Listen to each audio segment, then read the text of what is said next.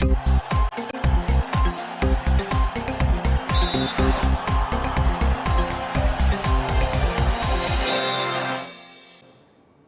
asante kwa kuendelea kutuchagua. Hii ni Channel 10 Plus habari, na sasa ni wasaa habari za michezo na burudani.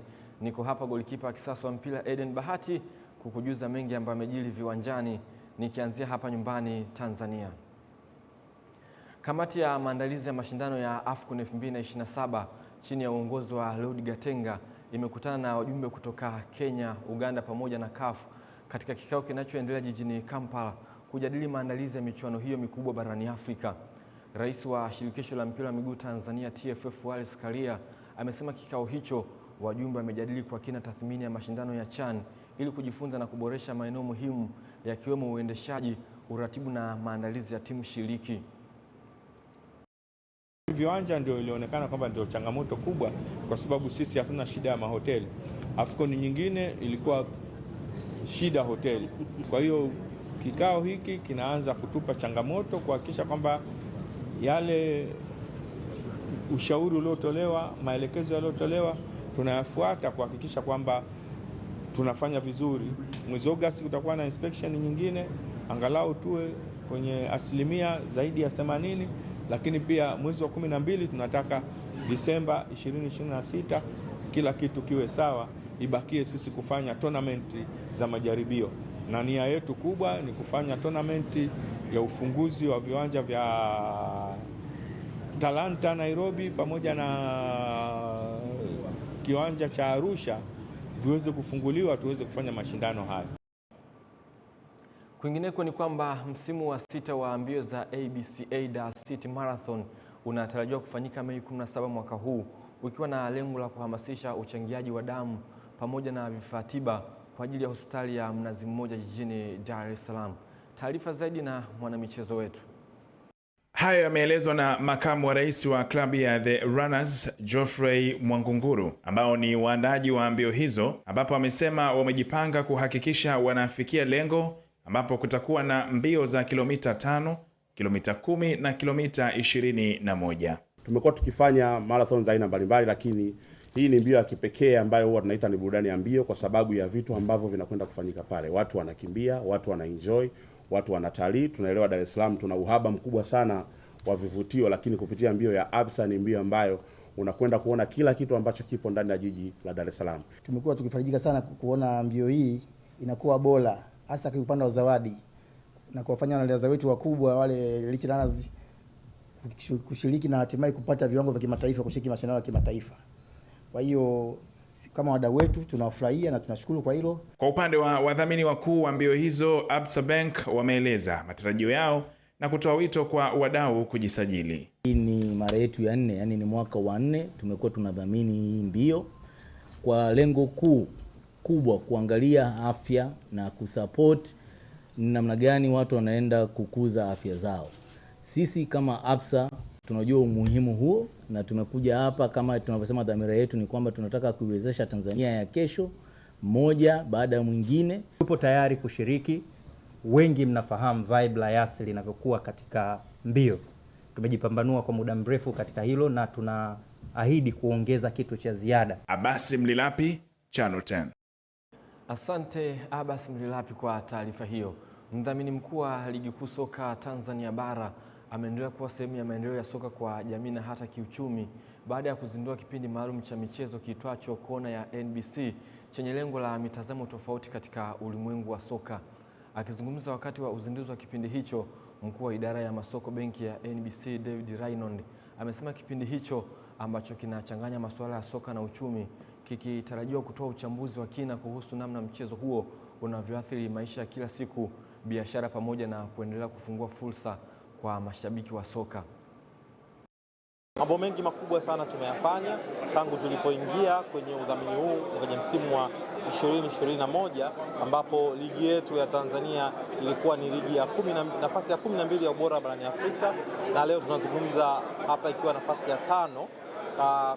Kwa hiyo utaona ni namna gani ambavyo udhamini huu umekuja na matunda makubwa sana. Nimeona mfano hai wa hicho kipindi ambavyo kitakuwa kinaendeshwa, namna gani ambavyo wachezaji wanashiriki kwa ukubwa, namna ambavyo ya ukuaji wao kifedha, nini wanapata. Kauli mbiu inasema soka na uchumi. Soka na uchumi kwa sababu gani? Kipindi cha nyuma watu walikuwa wakicheza mpira tu, lakini baada ya kustafu mchezaji anakuwa hajui maisha yake ya kustafu, hajui mbeleni kuna nini.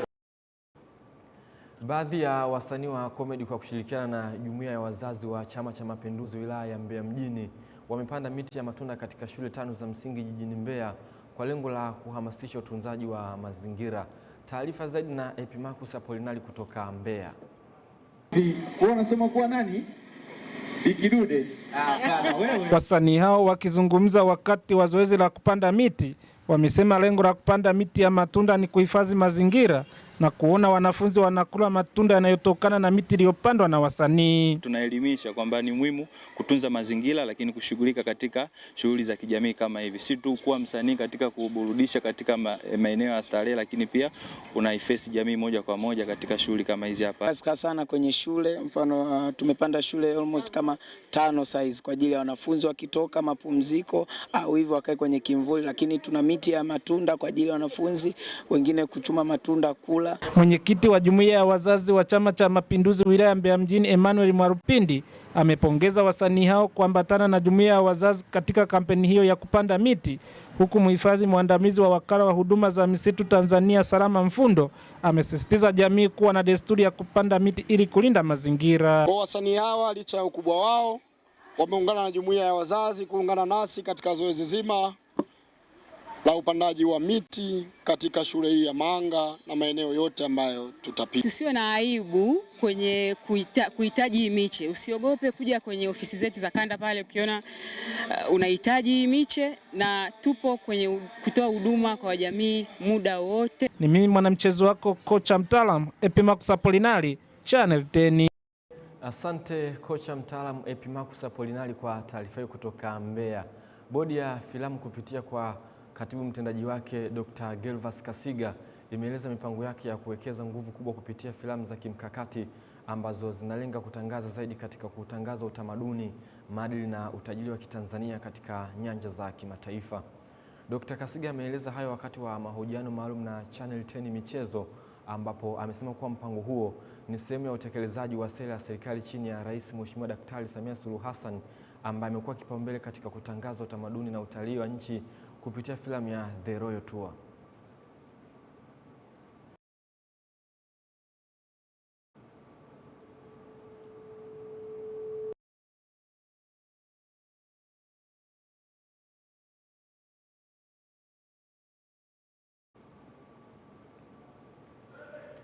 Kwingineko ni kwamba mshindi wa taji la Miss World Tanzania 2026 Latricia Ian ametoa shukrani zake za dhati kwa Rais wa Jamhuri ya Muungano wa Tanzania Samia Suluhu Hassan kwa kuwezesha Tanzania kuwa mwenyeji wa mashindano ya kimataifa ya urembo ya Miss World kwa mwaka 2027. Latricia amesema hatua hiyo ni fursa kubwa kwa Tanzania kujitangaza kimataifa kupitia sekta ya sanaa, utamaduni na utalii. Mashindano ya Miss World 2027 yanatarajiwa kuvutia washiriki na wageni wengi kutoka mataifa mbalimbali duniani, hatua inayotarajiwa kuchochea ukuaji wa sekta ya burudani na uchumi wa nchi. Kwanza napenda kutoa pongezi za shukrani sana kwa rais wetu Daktari Samia Suluhu Hassan kwa sababu ni msaada wake na jitihada zake yeye na nguvu alizotia kwamba ameweza kufanikisha mambo yote haya katika mwaka unaofuata. Kwa hiyo shukrani za dhati sana ziende kwake, lakini pia kwa kila mmoja ambaye amejumuika katika kusaidia jambo hili kwenda kufanikiwa mwakani. Kwa washiriki wote, viongozi wetu wote, tunasema asante sana, na bado tunazidi kuwa promise kwamba sisi ambao tunashiriki katika haya mashindano, hivi vipaji, tunaenda kunyanyua nchi yetu ya Tanzania. Inanipa mimi uwanja mkubwa wa kwenda kuitangaza Tanzania Vietnam kuanzia mwaka huu. Traditional zake, culture zake, dancers, everything ambayo inahusiana na Tanzania pamoja na madini, miundombinu, everything beautiful about Tanzania, ili mwakani kila mtu awe na ile shauku ya kwamba I want to go to this country Tanzania nikaone what is there actually. Naam, taarifa hiyo ya ulimbwende inatuwekea utoka kwenye habari za michezo kitaifa, na sasa ni wasaa kuangaza yale ambayo yamejiri medani za kimataifa. Tuungane na msimulizi wetu. Klabu ya Inter Milan imefanikiwa kutinga fainali ya Coppa Italia kufuatia ushindi wa mabao 3-2 dhidi ya klabu ya Como katika mchezo wa marudiano hatua ya nusu fainali uliopigwa jana katika dimba la Giuseppe Meazza jijini Milan. Katika mchezo huo uliokuwa wa kusisimua, Como maarufu kama Rariani walikuwa wa kwanza kuandika mabao 2 kupitia kwa Baturina na Dacunya, wakiweka presha kubwa kwa Inter. Hata hivyo, Inter ambao ni mabingwa mara 9 wa kombe hilo walirejea kwa nguvu kipindi cha pili na kufanya mabadiliko makubwa ya matokeo. Kiungo raia wa Uturuki Hakan Çalhanoğlu aliongoza timu yake kwa kufunga mabao 2 muhimu yaliyoirejesha Inter mchezoni kabla ya Petar Sučić kufunga bao la ushindi dakika za mwisho na kuzima matumaini ya Como. Mechi ya kwanza ya nusu fainali ilikuwa imeisha kwa sare ya bila kufungana. Hivyo Inter wanaofahamika pia kama Nerazzurri wamefuzu kwenda nusu fainali kwa jumla mabao 3-2. Kwa ushindi huo, Inter Milan sasa inasubiri kumfahamu mpinzani wake wa fainali atakayepatikana leo katika dimba la New Balance kati ya Atalanta di Bergamo dhidi ya SS Lazio, ambapo mchezo wa kwanza uliopigwa katika dimba la Stadio Olimpico jijini Roma, timu hizo zilitoka sare ya mabao 2-2. Kenny Malila, Channel 10 Michezo. Asante Kenny Malila kwa kutujuza habari za michezo medani za kimataifa kwa umakini wa hali ya juu, na kufikia hapo hatuna ziada kutoka kwenye chumba chetu cha habari za michezo na burudani. Kwa niaba ya wote, mimi ni Eden Bahati, nirejeshe matangazo kwake Lulu Ali kwa ajili ya kuhitimisha habari ya kutwa nzima ya leo kutoka hapa Channel 10 Plus.